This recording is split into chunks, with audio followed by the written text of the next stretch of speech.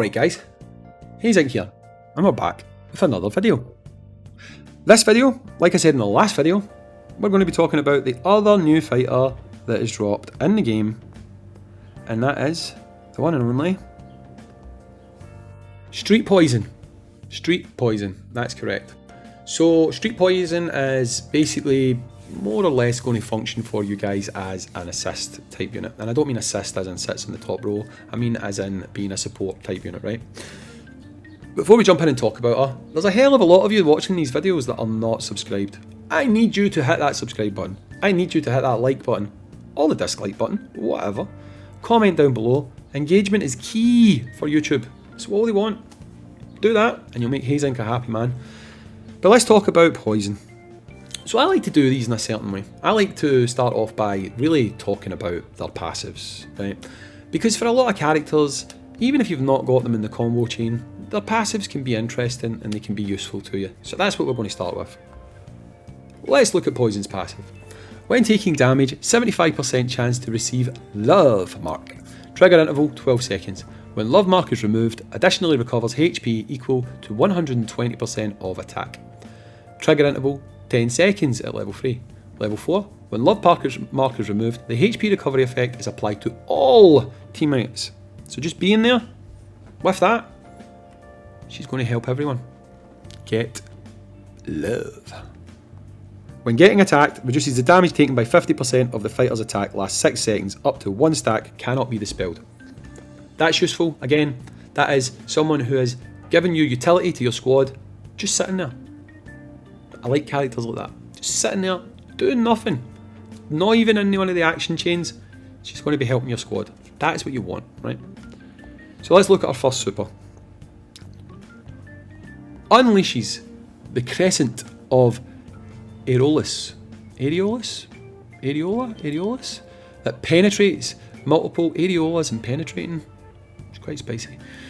Penetrates multiple targets that hit all enemies once for damage equal to 277% of attack. There is only one enemy target, the damage will be increased by 30%.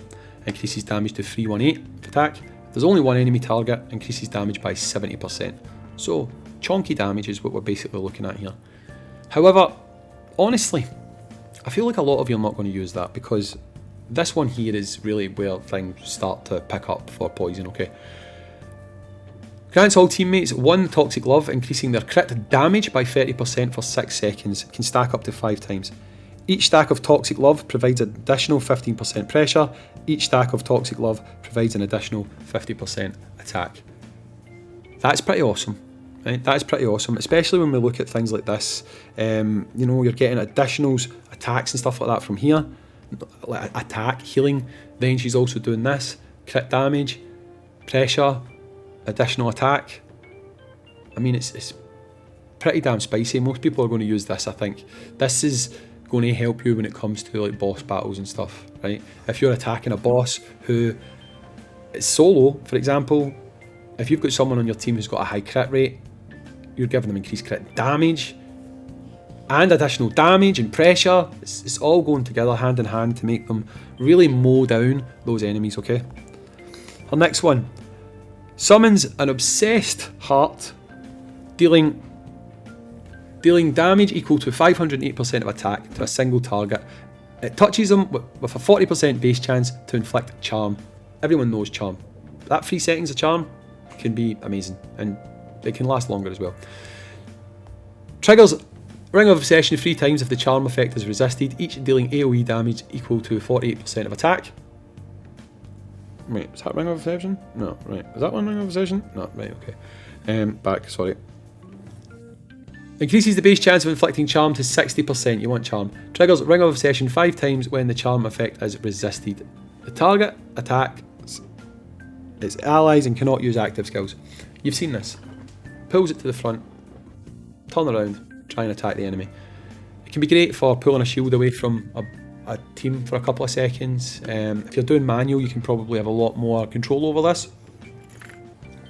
But even the few seconds it buys you can be absolutely clutch. If you've ever used Poison's EX skill, you'll know what I'm talking about. It can be a massive difference maker to you.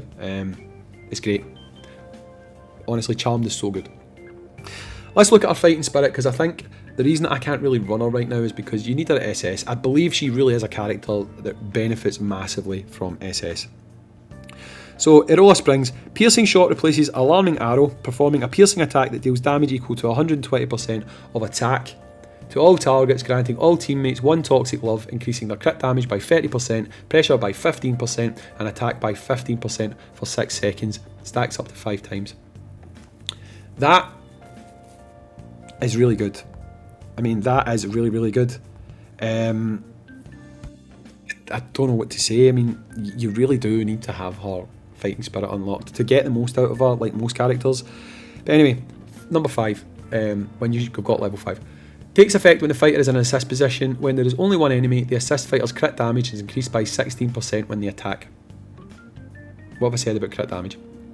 Even if you don't want to put her on the squad, throw her up top.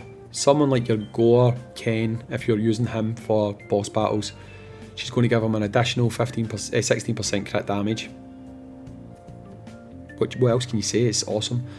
Piercing Shot fills the super combo gauge by 80 at level 10. Level 20, 25% chance to additionally grant 1 Toxic Love. Again, awesome. Going to make you stronger, going to make you better. At level 30, 20 seconds after the battle begins, Piercing Shot replaces regular attacks. She's another character that's strongly going to benefit from having a high fighting spirit, which honestly, guys, is something that kind of becomes common for everyone. I believe her vehicles, I will look, I mean, I know I didn't look for Cammy, right, but I'll look for her. I believe her vehicles make a lot of difference with her. So if we go here, when you've got her full, if there's only one enemy, when the fighter uses a super combo, the following skills of the skill chain deal 35% increased damage. That's great. Oh, that is honestly great. Again, bosses, just look at it, it's geared for bosses. If there's only one enemy, when the fighter uses a super combo, it returns 200 super combo energy, trigger 12 seconds. She's obviously very much focused on bosses, and as we discovered when I done the video for Cammy, Cammy's always very focused on bosses as well. It's really interesting that both of these characters dropped just before Effigy Clash. I wouldn't be shocked if whoever ends up setting the highest scores altogether in Effigy Clash do it using a combination of Cammy and Poison, to be honest. It would make sense, drop characters who are going to give you a head start just before an event.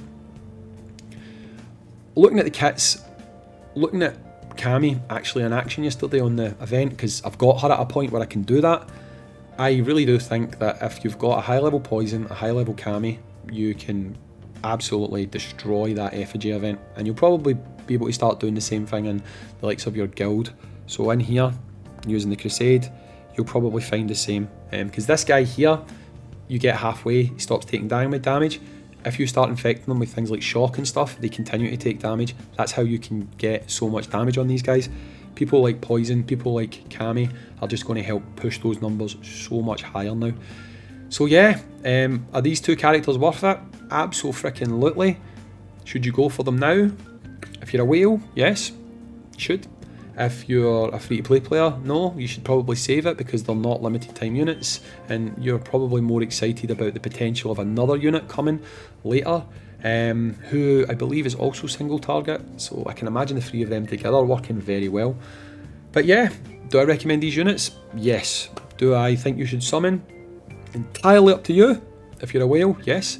If you're not a whale, then decide for yourself. What do you want? Red-haired man who looks angry, or big titty Cammy? It's your call. Anyway guys, I'm Hayzink, thanks for watching, catch you all in the next one. Peace.